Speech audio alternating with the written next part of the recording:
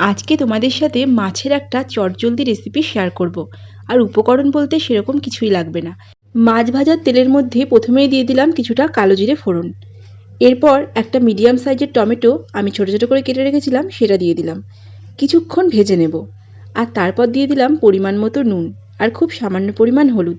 যাতে হলুদটা না পুড়ে যায় তার জন্য সামান্য জল দিয়ে নিলাম। 4টে কাঁচা লঙ্কা মিক্সিতে পেস্ট করে নিয়েছিলাম সেটা দিলাম। তোমরা যদি ঝাল কম খেতে চাও সেক্ষেত্রে চেরা কাঁচা লঙ্কা দিয়ে নেবে। এরপর কিছুক্ষণ গ্যাসের ফ্লেমটা লো টু মিডিয়ামে রেখে নাড়াচাড়া করে রান্না করে। আর এখন দেখো দিয়ে দিলাম কিছুটা পোস্ত বাটা। পোস্তর বাটি ধুয়ে বেশ অনেকটা পরিমাণ জল নিয়ে নিলাম। যেটুকু গ্রেভির প্রয়োজন ঠিক সেইটুকুই জল আমি নিয়ে নিয়েছি। সব কিছু ভালো করে মিশিয়ে নিয়ে কিছুক্ষণ ঝোলটা ফুটিয়ে নেব। ভেজে রাখা মাছগুলো এখন দিয়ে দেব আর তারপর ঢেকে কিছুক্ষণ রান্না করে নেব। আর সবশেষে উপর দিয়ে দেবো কিছুটা ধনেপাতা কুচি। খুবই অল্প সময়ে অল্প উপকরণে তৈরি এই পোস্ত কাতলা অবশ্যই একদিন বাড়িতে বানিয়ে দেখো।